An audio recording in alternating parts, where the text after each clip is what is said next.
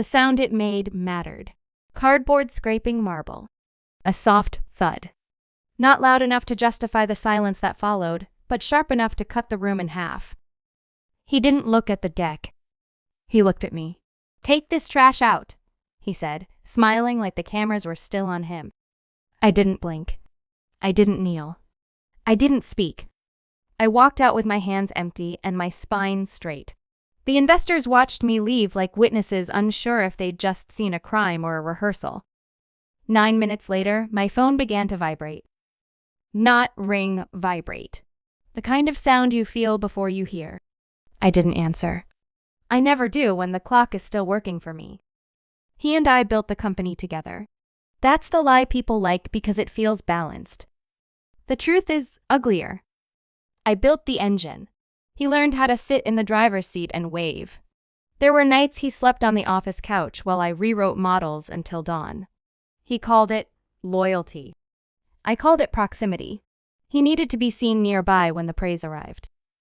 We toasted the first acquisition with cheap champagne in paper cups. He promised me a future. Equity. A voice. When we go public, he said. He always said when, never if. Confidence is contagious when you're young and tired. I trusted him because he never raised his voice. Betrayal doesn't shout. It waits. The first crack came quietly. A clause buried where only someone looking for it would notice. A change in reporting lines.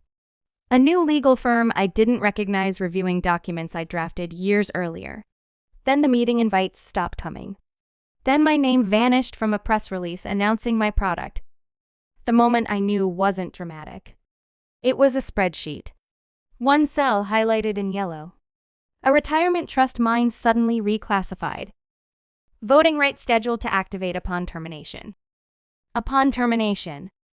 I felt the pain once. Clean. Sharp.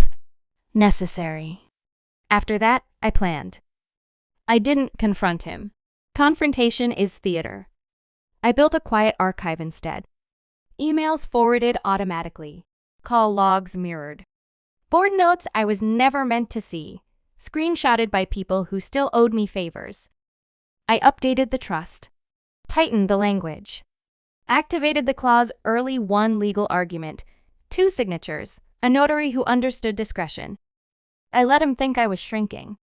Silence encourages arrogance. He scheduled the investor meeting himself. Big room. Glass walls. A performance. That's where he threw my work on the floor. That's where he tried to finish it. You're outdated. We're done here, the CEO hissed. I replied quietly, understood. That was the moment the retirement trust activated its voting rights. I walked to the elevator. Counted the floors down. 9 minutes. Long enough for someone to whisper, "Isn't that their IP?"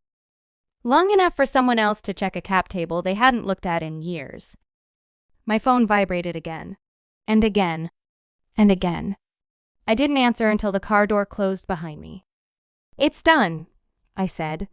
By Monday morning, the board convened an emergency meeting. The first question wasn't about optics, or damage control, or investors. It was simpler. Who just fired the person who owns 76% of the shares? They didn't invite me at first. Habit dies slowly. Then the council called. Then the chair. Then the interim CEO new title, Old Fear. I joined remotely. Camera on. Sound crisp. The room went still when they saw me. He was there too. Pale. Quiet. The man who'd thrown my work away now staring at a screen like it might throw him back. I didn't gloat. I didn't need to. The documents spoke. The trust. The votes. The termination letter he'd signed without reading the footnotes. The clause that transferred control the moment he decided I was disposable. I watched realization move through him in stages. Confusion. Denial. Calculation. Collapse. He tried to speak. The chair cut him off. Power doesn't raise its voice either.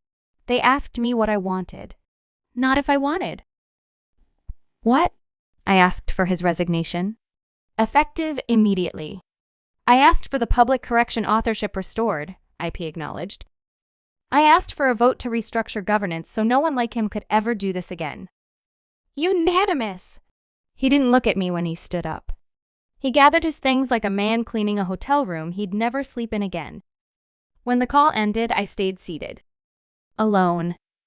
Listening to the hum of a system finally running the way I designed it. People think revenge is loud. That it ends with shouting or fists or broken glass. They're wrong. Revenge is a calendar reminder that goes off at the exact second someone thinks they've won. It's paperwork signed by the wrong hand. It's silence that lets arrogance finish the job. I didn't walk away because I lost. I walked away because I'd already won. And when the calls finally stopped, when the building lights dimmed and the city went back to pretending nothing had changed, I felt something settle in my chest. Not relief. Alignment. I took the trash out. I just waited until it volunteered to leave.